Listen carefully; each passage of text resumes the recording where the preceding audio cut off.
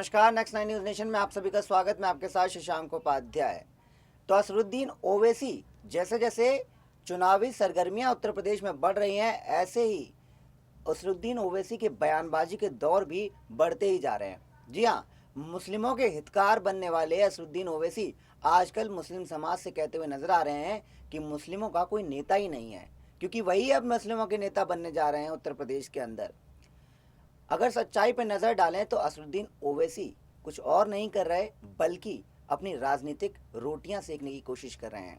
असरुद्दीन ओवैसी ने मुस्लिम समाज से कहा है कि सपा और कांग्रेस लगातार मुस्लिमों पर राजनीति करते हैं और उनके वोट की राजनीति करते हैं। तो सवाल ये है कि असरुद्दीन ओवैसी जी, जो आप कर रहे हैं वो क्या है? क्या वो मुस्लिमों के साथ खिलवाड़ नहीं है? क्या वो आप वोट बैंक की राजनीति नहीं कर रहे हैं? क्या आप उनको सच बताकर अपने लिए वोट नहीं मांग रहे हैं? चलिए, आपको आज ओवैसी का वो सच बताएंगे जो आपके लिए जानना बेहद ज़्यादा ज़रूरी हो जाता है, और ऐसे में जब उत्तर प्रदेश की राजनीतिक हलचलें बढ़ चुकी है। लेकिन पहले आप हमारे चैनल को सब्सक्राइब करें, बेल आइकन दबा लें ताकि हर अपडेट हम आप तक जल्द से जल्द पहुंचा सकें। AIM के राष्ट्रीय अध्यक्ष और सांसद असरुद्दीन ओवैसी ने जजमाऊ में आयोजित सभा में सभी सियासी दलों पर जमकर हमला बोला है। बड़ी संख्या में मौजूद लोगों के बीच ओवैसी ने कहा कि भाजपा, सपा और बसपा मुसलमानों को सिर्फ इस्तेमाल कर रही हैं। इन दलों के बीच मुसलमानों की हालत बैंड बजाने वाले जैसी हो गई है, जिसकी जरूरत दूल्हे को शाही कुर्सी पर बैठने के बाद खत्म हो जाती है।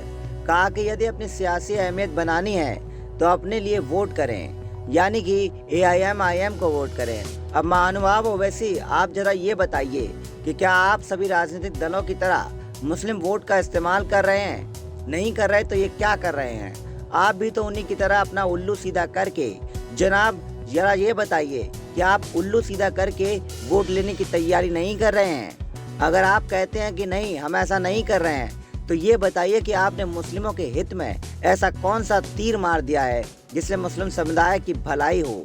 आप सिर्फ दंगों वाले बयान देकर हिंदू मुस्लिम के मन में बैर पैदा कर सकते हैं ताकि दंगे हों और आप अपना राजनीतिक फायदा निकालें। आखिर उन दंगों में मारे तो मासूम लोग जाएंगे, आप तो बयानबाजी करके वहां से भाग जाएंगे। चलिए बताते हैं आगे कि ओवैसी ने और क्या कहा। ओवैसी ने कहा कि यूपी में ठाकुर, ब्राह्मणों, यादवों, अनुसूचित जातियों का एक बड़ा नेता जरूर है, लेकिन मुसलमानों का कोई ऐसा नेता नहीं है जो उनके हक की बात करता हो। उन्होंने सीसामऊ विधायक इरफान सोलंकी और कैंट विधायक सोहेल अंसारी का नाम लिए बगैर कहा कि यहाँ के मुस्लिम विधायकों ने CAA और NRC के खिलाफ कभी भी आवाज़ नहीं उठाई। कहा कि जिस तरह से भाजपा पूरे हिंदू समाज के वोट की बात करती है, उसी तरह से सभी मुस्लिमों के वोट की बात करने वाला यूपी में कोई नहीं है, इसलिए वे यूपी के मुसलमानों को एकजुट करने आए हैं। ओवैसी के ATS द्वारा मौलाना कलीम सिद्दीकी की गिरफ्तारी का विरोध जताया। इस मौके पर जेल में बंद माफिया अतीक अहमद की पत्नी शाइस्ता परवीन ने जेल से भेजे गए अतीक अहमद के पत्र को पढ़कर लोगों को भी सुनाया। इसमें अतीक को मुजरिम बनाने का आरोप सपा पर लगाने की बात कही गई है।